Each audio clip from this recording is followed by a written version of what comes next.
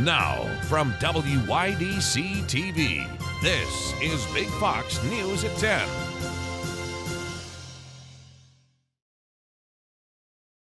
Good evening, I'm Ann Emanuel. A rejuvenation project is coming to East Water Street in Elmira. Big Fox's Josh Feldberg spoke with Elmirans about their thoughts on the new plan. Elmira's Department of Public Works held an informational meeting today to discuss new changes coming to East Water Street. So this is the East Water Street Rejuvenation Project. We're looking to make changes in this area that benefit downtown, benefit visitors to downtown. We want it to be safe for pedestrians, cyclists, and vehicles. We're looking to create more sidewalk space, trying to get feedback from the public on what's best down there. After the meeting, the public had their chance to give feedback on the proposed plans. Well, I'm excited to see, this continuing change and growth in Elmira. I run the Chemung Valley History Museum is right on East Water Street, so it's sort of finally our turn. It'll actually give us a better corridor to actually store the snow. Right now, there's a lot of sloping in that area, so when we go to plow the snow, it's on the edge of the hill where pedestrians are getting out of their cars, so they're stepping into piles of snow. This way, it'll give us a space where we can have everything clear for everybody to get in and out of their car on the safe side of the street where they're actually on the sidewalk, as opposed to everybody having to unload on the driver's side and being out in traffic. I'm glad to see we're doing something on the East Water Street side. I'm not a big fan of the medium that's down the middle because it takes away from some parking capability, and I think it squeezes the bikers that ride there, and I ride my bike quite a bit down East Water Street and West Water Street. The concern is always about the period of construction and how you manage during that time. As the plans laid out today show a construction period of almost a year, so it's going to impact our operation for a long time. And I think it's just going to spruce up this area. It's going to make it more inviting for businesses, for tourists, for pedestrians, and I think it's just going to be a nice addition to the city. You can voice your opinion on the project by contacting the City Department of Public Works. Josh Feldberg, Big Fox News, Elmira. Property taxes will be going up for Elmira property owners following a resolution that was passed at Elmira's latest City Council meeting. This year's tax rate will increase by 1%. 2022's tax rate was $27.67 per $1,000 of assessed value. 2023's tax rate will be $27.95. The motion passed in a 5-1 vote, with 1st District Councilman Nick Grasso being the only council member to vote nay. Dunfield and Elmira will be seeing some upgrades following a resolution passed at last night's City Council meeting. Nearly $35,000 will be given to third-party contractors to determine what upgrades need to be made at the city's historic baseball stadium.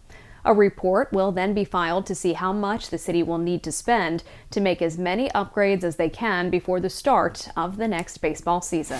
A second man has been charged in the murder of a youth football coach last month. Zemua Graham has been charged with second-degree murder in connection to the fatal shooting of Jeremy Shazer at the Country Tavern on January 21st. Shamel Swan was arrested for the shooting shortly after the incident. Shazer was one of the head coaches for the Upstate Legends American Youth Football Team in Elmira. Montour Falls is taking steps to be more sustainable. Maggie Hall spoke to Mayor James Ryan about an initiative that's saving the village money while also saving the environment. And in 2020, we actually started a program with a grant, and we had a grant for just under $58,000. And that was to develop several campaigns with goals of reducing the quantity of food and recyclables entering the waste stream from residential and commercial sites. So how did the village do this? By composting. Removing recyclables from your daily trash, removing food scraps from your daily trash reduces that number of bags that go to the curb weekly, was a big financial savings for those people who participate. There are 7 drop sites in the village. These receptacles can be found at the library, the farmers market, Catherine Street Apartments, Montour Falls Methodist Church, the West Broadway bus stop, Grandma's Kitchen, and at the marina. Since implementing this practice, the city has reduced over 7,000 gallons of food waste. That is 157 tons of carbon dioxide diverted and 6.50 tons of methane reduced. You don't have to live in Montour Falls to compost. You can begin your own composting today. For more information on the sustainability initiative in the village, visit villageofmontourfalls.com and click on the Sustainability tab. Maggie Hall, Big Fox News, Montour Falls. A new cannabis dispensary is coming to Corning. It will be housed in the former Corning Leader building. Josh Canfield, the owner of Next Level Wellness, a CBD store in Hornell, is opening up the dispensary. Canfield spoke to Big Fox News today and confirmed that the dispensary is one of the first licensed dispensaries to open in New York State. Currently, only 36 licenses were approved by the state. The Supreme Court is hearing two challenges to President Biden's student debt relief plan. Some are calling the plan executive overreach, while others say this falls within the president's powers. Mark Meredith reports. Hey, what do you say? Debt relief is here to stay. Outside the Supreme Court, rallies supporting President Biden's move to cancel up to $20,000 of federal student loan debt for more than 40 million people because of the pandemic. It was a bold presidential promise tied to a law Congress first passed during the 9/11 era, the HEROES Act.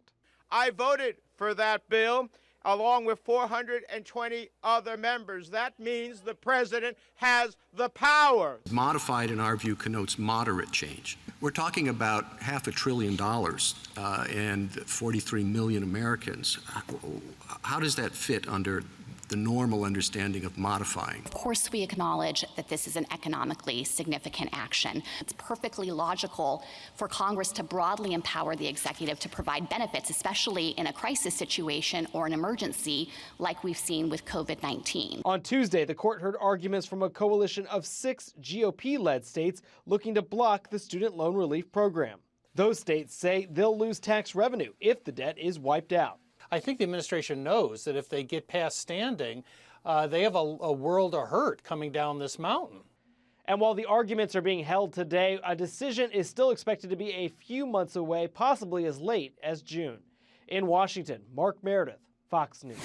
A winter weather advisory was in effect in the southern tier. Snowfall blanketed roads overnight on Monday, with freezing rain continuing into today, causing slushy roads and tough driving conditions. When can we expect warmer temps? We have that next in your complete forecast. Plus this. Peanut allergies are one of the most common food allergies, but in the future, they may cease to exist. I'm Jackie Abanez with a look at the groundbreaking research that could provide life-saving relief to countless Americans. That's straight ahead. Here's your local stock market update from Big Fox.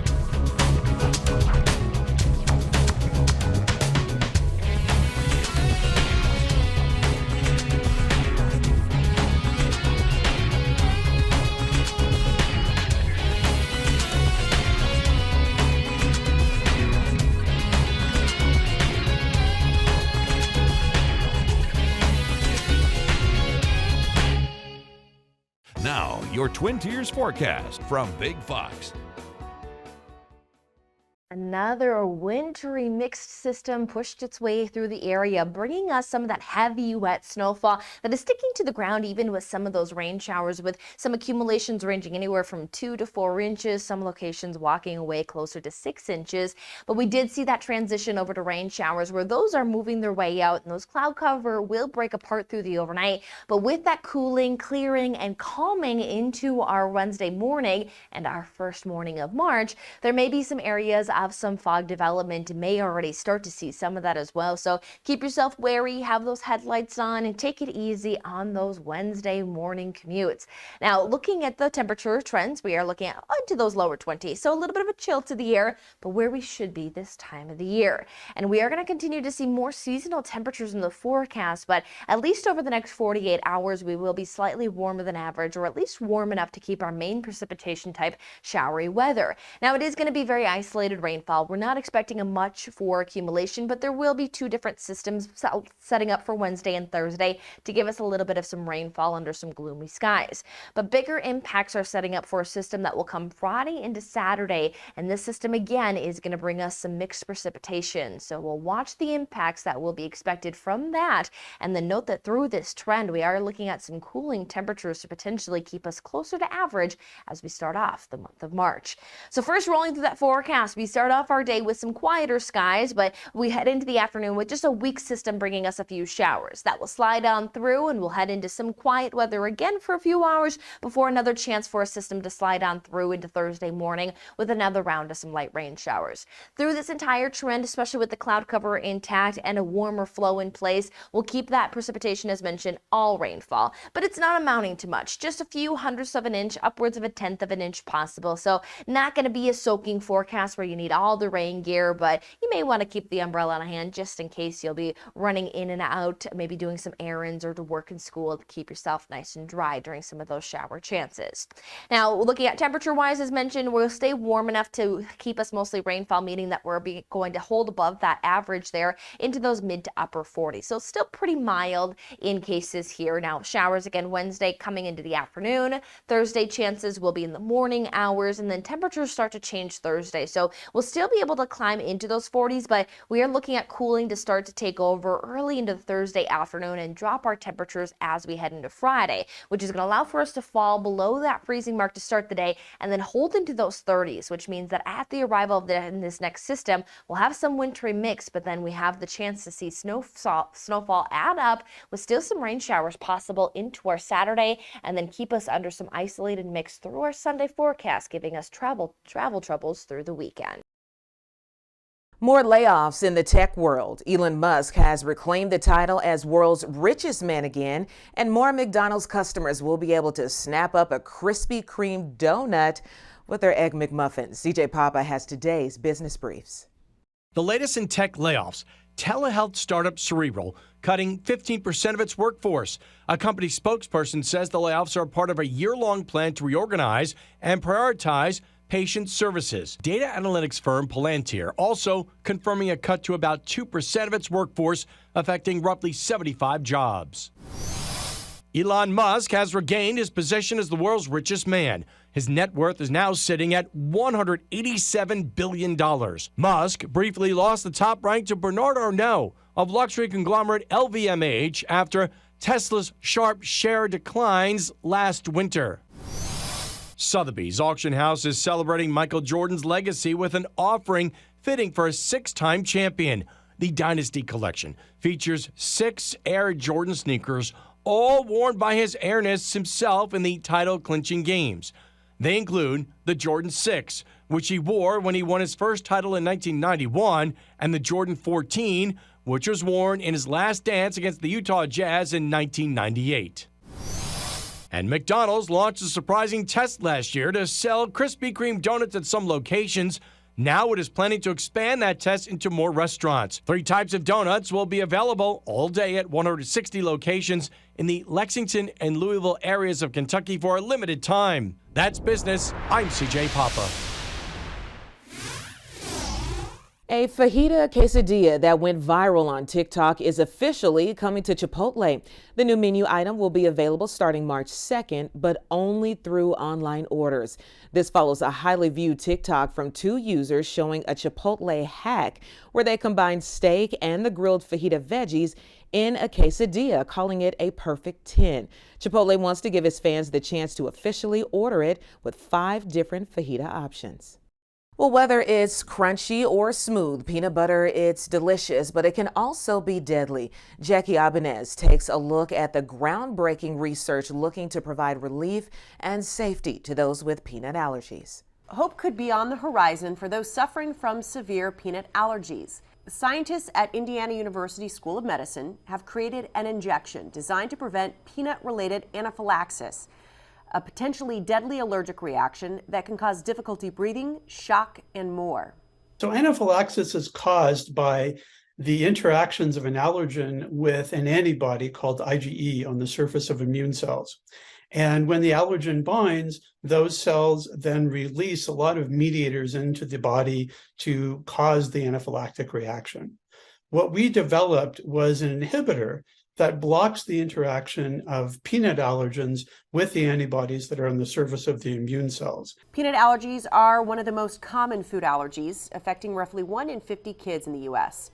So far, researchers have only tested their injection on animals, but the results are proving positive. That inhibitor works for up to 2 weeks once it's injected into one of the test animals. Officials hope to begin human trials in the next 5 to 10 years. One of the next steps is to do more detailed toxicology analysis and make sure that it's safe to put into patients. If those look promising, we would then apply for FDA approval to do clinical trials so that we could test for safety and efficacy. Long-term, researchers also want to develop injections to prevent allergic reactions to things like penicillin. Jackie Ibanez, Fox News. Still ahead, failing test scores, a look at the battle to help kids catch up in reading and math when we come back. Some major cities have few, if any, public school students proficient in math and English. Garrett Tenney reports from Chicago, where many children are falling seriously behind. It's sad, but I'm not surprised. We definitely have to do a better job with raising up our next generation. In nearly 10% of Chicago public schools, not a single student could either read or do math at grade level last year, according to state data. Baltimore isn't faring any better. The city says in nearly 15% of its schools, 0 students are proficient in math. School districts in other major metros are seeing declines post-pandemic as well. In Denver, only 28% of fourth graders were proficient in math, which is better than D.C., New York, L.A., Philadelphia, or Detroit, which had just 3% of its students at grade level, according to the National Assessment of Educational Progress's annual report card. I think most people don't realize just how much ground students have lost and don't realize what it's going to take to help kids catch up. While many districts have released plans to tackle the learning loss, Harvard education researcher Thomas Kane says most aren't doing enough to get students back up to speed from months and years of learning loss during the pandemic, despite receiving $190 billion in aid from the federal government. And Kane's research shows most parents don't realize how far behind their kids are due to lost instruction time during the pandemic. There are a lot of kids who are getting A's and B's right now who, by any metric, are far behind where they should be. If schools don't get things turned around in the next year or two and this learning loss becomes permanent, Harvard's research estimates it could end up costing kids close to $1 trillion in lost wages over the course of their lifetimes. In Chicago, I'm Garrett Tenney, Fox News. A man celebrated a birthday this weekend who is one of the oldest living veterans in the U.S. Evan Krugler takes us to Colorado for the party. At VFW Post 3631, they've hosted plenty of birthdays over the years, but they've never had a party quite like this one. For an old guy, I'm pretty good. That's Harold Nelson, by all accounts, the oldest veteran in Colorado. Today, he's turning 108. I don't smoke, drink, or chew, or associate with those that do. His family says that's not entirely true. He does enjoy the occasional bourbon. Oh, once in a while, yeah. But at 108, remains sharp as a tack. He said, I can't really believe I have 2 girls on Social Security. His daughter, Carol Lee, says it's a miracle he's made it this far, escaping death time and time again while overseas in World War II. He had many close calls. Harold has 2 Purple Hearts to show for it, and today was thanked for his service. Look up on the ceiling. With a ceiling tile normally reserved for heroes who have passed. Is my name on there? No. Okay. It isn't. How come? Because you're still alive and with us, mister. The VFW deciding to skip the cake after hearing what happened at Harold's last birthday. And the cake was full of candles. It took all 4 or 6 of my grandchildren to light them, because the first ones were burning out before the last ones got lit. 108 candles for a Colorado hero with no plans of slowing down. Happy birthday, dear Harold. In Aurora, Happy birthday to you. Evan Krugel, Fox 31. We'll be back right after this. And check this out. Animals at a zoo in Oregon got a chance to enjoy the winter weather moving across the state. Polar bears, otters, and other animals at the Oregon Zoo were seen playing in the snow, having their best time. So adorable. The zoo closed its doors temporarily for visitors due to the snowy conditions. More wet weather is expected to hit the area over the next week. I'm Harriet Wallace. Thanks so much for watching.